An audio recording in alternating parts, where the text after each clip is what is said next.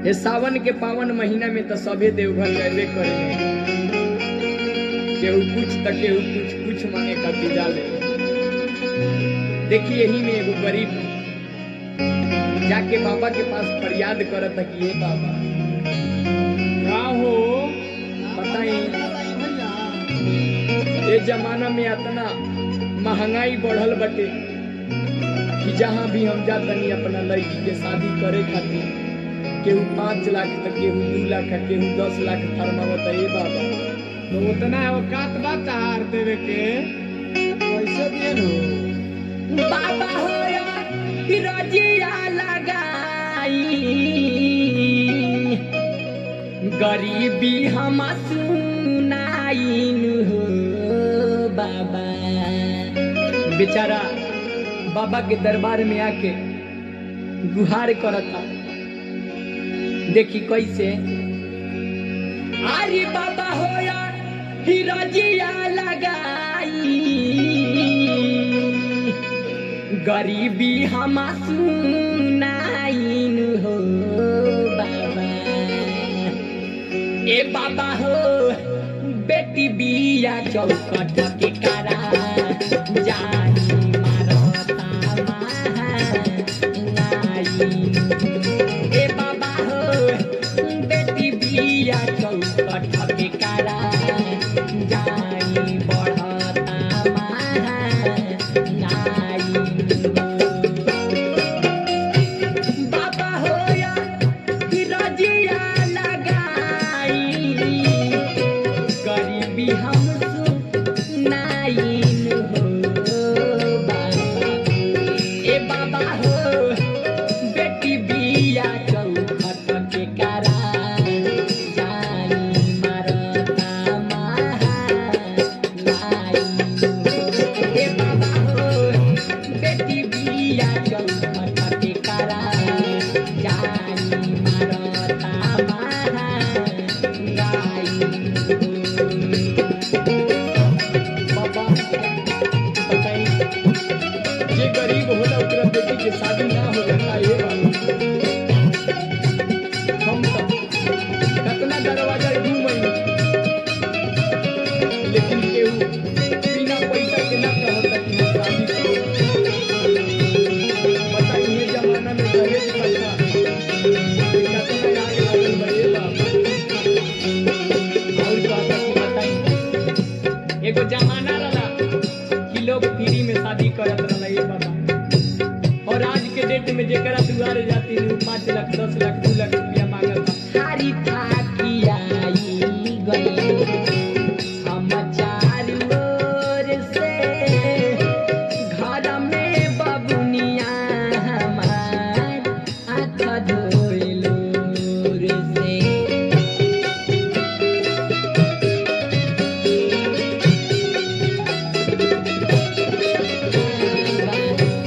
हारी थाकी आई गई हम चारू ओर से, घर में बबुनिया हमारे आँख धोइलो रे से। एक ओरी हुआ एक रखाई,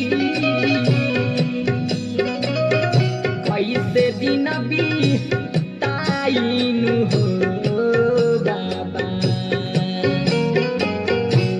एक ओरी हुआ एक रखाई, कैसे दिन बीताइन हो बाबा। ए बाबा हो बेटी बिया चौखट के करा जानी मारता महानाइन हो। ए बाबा हो बेटी बिया चौखट के करा जानी मारता महानाइन हो।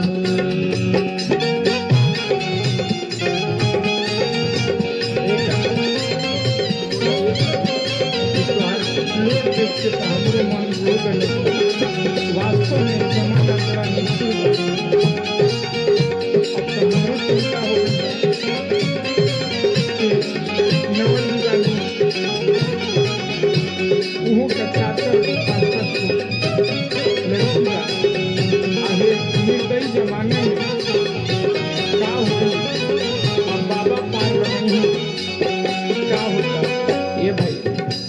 चिंता से तो मरलो ठीक नहीं कि ना तो दुनिया जमाना बड़ा हंसिए दादा मिली ना सुकूनी कहीं प्राणों के तेज के धैले रफ्तार बड़ुए अगिया दहेज के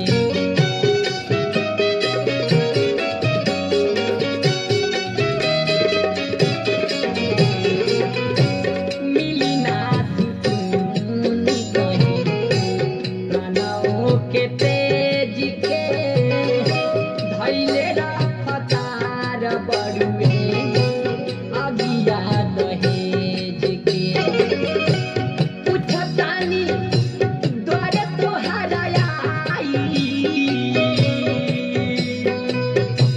कैसे ओ हिराइन हो बाबा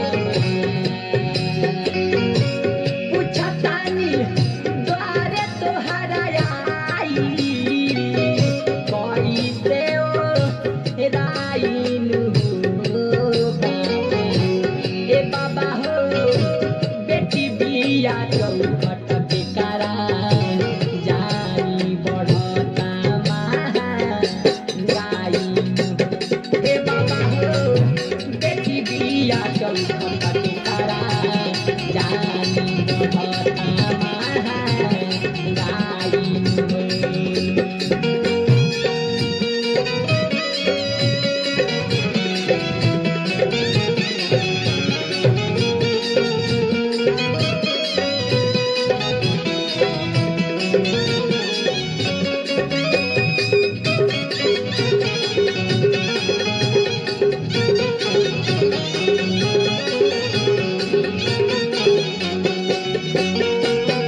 ये बाबा रउआ तो हमरा के वो बेटो नहीं की देले कि हमारे बेटा कमा के हमरा लड़की लोग के शादी करी हमनी के गुजर बसर चलाइए बाबा काला युग में आवा लेके अवतार हो सोनू अउरी कहता रे आदित्य गीतकार हो